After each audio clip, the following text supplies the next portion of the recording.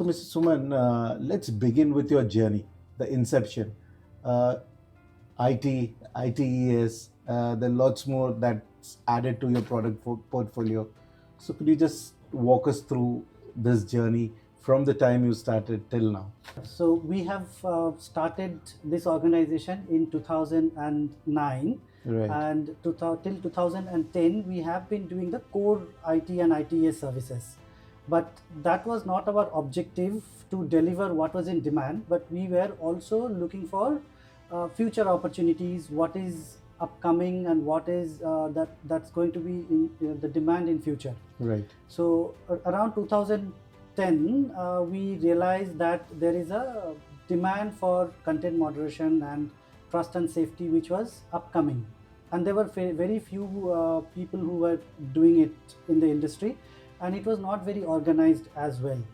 So that is the time when we started identifying this as an opportunity, and we also have checked that companies who are into social media, the e-commerce, the e-learning, uh, and online gaming organizations and portals were upcoming. They were coming up and they're growing at an exponential speed, and they all needed the service of digital sanity and user trust and all these trust and safety things to be taken care of, but it wasn't right, available right, at that time. So we took that an opportunity, and that's when we started deep diving into this domain and made a strategic shift into content trust and safety domain. And we right. started building our specialized workflows, specialized domain knowledge based on the industry that those required content moderation as a service. Right, right. Well, being a leading player does definitely has that advantage, but also getting into a unknown domain, like you just explained, has its fair share of challenges. Now, when we talk of content moderation, and you explained very interestingly about the ecosystem, the gaming portals, and the social media platforms and all, but we see this safety and awareness of this entire ecosystem is there is a lack of awareness somewhere. So how do you build that awareness thing, and when you first started, I mean, how did you go about it from the time you got into this Hmm. content moderation till now? How do you see that journey, and how do you want to build this further ahead? Well, yeah. So we have when we started in 2010 into content moderation, as I mentioned, that there wasn't many players Right, doing this, and there were not much awareness. So that has given an experience in building awareness among the users and the publishers of right, the digital content. So initially, we did a proactive approach. We reached out to different platform owners and educated them about content moderation right, and trust and safety, and showed them the value, why they should be doing it, and why is it so necessary to maintain the user loyalty and user retention. Let's say, for an example, if I have an e-commerce platform and I have multiple competitors in the market, why would somebody stick to me and not to my competition? interesting So question. Yes, that is where we have educated them that if an individual comes to you to buy a product, and if he finds that there are multiple references of your competitors or your reviews, which are very important factor to make a buying decisions for any individual or any consumer, true, and you don't see relevant reviews, and it could just be full of spam or gibberish text correct, there. So that does not help any individual to know about the product or the performance or the buyer's experiences. true, So there is a need of content moderation, where if they employ or deploy any content moderation team, they could take care of this redundant text and competitors advertisements, wherein it makes more sense for the user and he gets whatever he is looking for, the right, information, I mean, and the stickiness of for that particular application will be much higher, Right. because the user would not be getting the similar kind of experience to the competition. He has to navigate through a lot of data to understand and take a decision, Right. wherein he can take the decision instantly on a platform which has a strong trust and safety team Right. behind it. Right. Right. Very interesting what awareness can do. Uh, on the other side, of course, when we look at trust and safety, one of the most critical aspect is what are the regulations and policies in place. So, with regards to India, of course, how do you see the current scenario in terms of the regulations and policies, or is there something you want to say probably will, if introduced by the government, will ease this process a bit? I think we have a very basic framework of policies. Right. And there is a need of a wider coverage of the digital content. So back in 2014, if I recall it correctly, we had a general election. That is the time when a lot of awareness was created about against the fake news. Right. And that's when government had introduced a lot of to-do list for the media houses to follow. Right. And prevent fake news. Right. But it came in during election, and it is more about in and around that periphery. And the current policy also addresses the adult publishing of adult content or child pornography. Right. But beyond that, it does not cover much of the wider spectrum which is required. So nowadays, if you see, most of our population in India, from the time they start understanding the usage of mobile, which could be, an individual of 5-6 years till an individual of 80-90 years, everybody is hooked to their phone. With the penetration of internet into the rural India and mobile data being more affordable, people are spending a lot of time in this space on their mobile phones, browsing different kind of content, which could be short videos, reels, Insta reels. True. So all these are kind of contents are being consumed. And with the digitalization of our payment system in place, where in a country where our literacy rate is, I would say, it's not as good as the literacy rate in developed nations like the European nations or Correct. the Americas. The awareness about the scams or the kind of spams that comes into the individual handheld devices, and when we consider the age group or the demography of our country, we have a large number of population who are above 50s, and they are very literate in terms of the technologies. True. They are not very aware, and the scammers are taking advantage of this knowledge gap. So what is happening that we have noticed is the scammers are targeting the individuals in the rural areas much higher than in the urban areas, because the conversion rates or their success rates of scamming an individual is much higher there. Right. So government mandate says that we are moving into digital payment systems, and most of the people more or less has moved into it. And even in rural India, the transactions are cashless these days. True.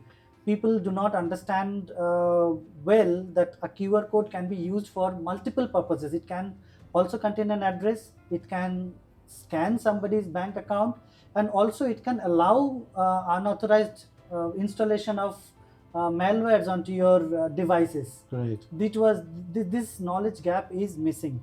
I think we need to frame some kind of policies or policies for the payment systems, and some kind of awareness for the population, where we tell them about the trust and safety know-hows, and how trust and safety can encompass this entire Right. ecosystem to help our population and have a better secured internet or digital access than what it is today. Right. Well framed. Going forward, trust and safety, we're talking about content moderation. With digital transformation, do you think this occupation will become fully automated, or human intervention is absolutely necessary?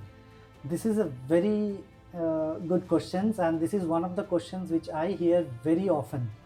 My answer is no. Why?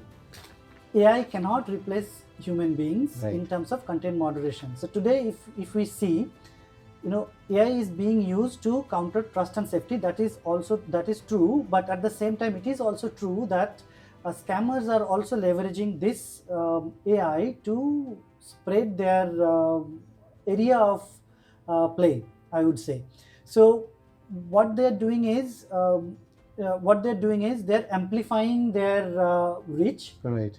using these technologies. They are using deep fakes to make people believe that something is happening in this something genuine is happening, or the messages from prominent celebrities are floating across But which in are different, fakes, of course.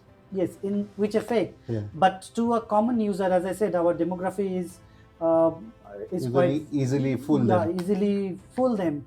You can fool them. So to address that, to tap into that, the scammers are using these technologies. AI is good in understanding pattern. It's good with scalability, and it's good with customization. But what it cannot do is it cannot understand the context. And trust and safety is not about just identifying something which is good or bad. Right. It's about understanding the context of it. A sentence which can be humorous to an individual or a scenario at a certain point can be very embarrassing, or maybe something which is very insulting to an individual in a different scenario. Absolutely. As an AI system, you cannot understand that. A human being can. Correct. Having said so, what I feel is AI and human being have to work with hand in hand. AI will help us with the scalability, with better identification of problems, or highlighting the problems at an earlier stage, but at the same time empower our human moderators to take more informative decisions at a very short span in time. Right. So it is going to be a complementary system, but it can never replace human beings. So you're saying upskilling is the way forward. It's not about replacing. You achieve the required skill sets and you actually embrace AI to make it better. Yes, that is what we are Right. doing. So apart from content moderation as a service, which Right. most of the companies are doing today, Right. we are in fact not only doing content moderation as a service, we are partnering with multiple global companies Right. to understand, to educate, and to derive a solution around trust and safety. When I say that, I mean we do the content moderation. We also prepare a intelligent workflow for their AI systems. Right. We train the AI systems and integrate the AI systems in that entire flow of content moderation. And at the same time, we cater to their AI and LLM modules to Right. work much more efficiently. So if you see the ecosystem that we are targeting in Foiwe today is end-to-end trust and safety, which is your human resource to your AI to your workflow, and what is going to be the trend in future. Right. So in digital space today, one of the biggest challenges is that the digital landscape changes by hour. So today you can see that a challenge in identifying certain areas of threat Right. in digital, and you address it maybe at a very record time, but that does not mean that it will continue addressing the same problem in future. As I said, the scammers or the antitrust individuals are also using AI. Right. So they come up with new technologies, new methodologies, Right. new way of doing it. It's a cat and mouse chase, Right. which is end of the day.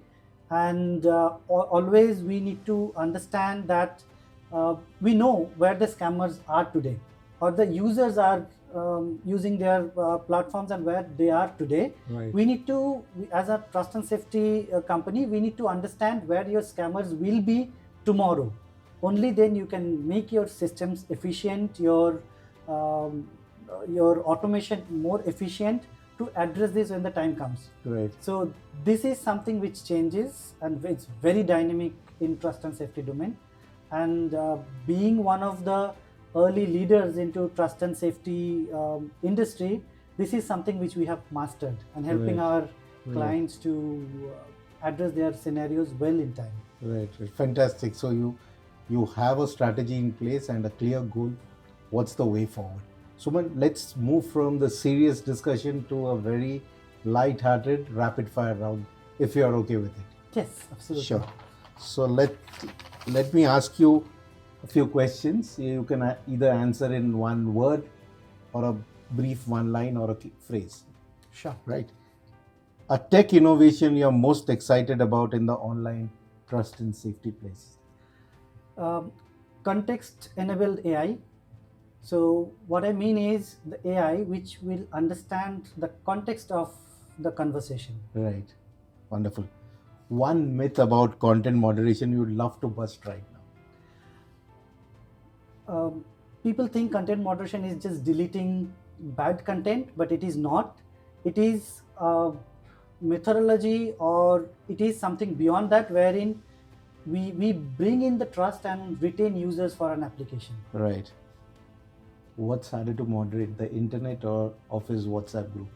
Office WhatsApp group, Well absolutely, said. because that has more emotions than any Correct. filter and content. True. So it is beyond, I think sometimes beyond human beings as well also to So all moderate. the more, this is where there's a debate whether AI in this place is a better option than a person, because the emotion will not be a factor in there. Exactly. Right? Yeah.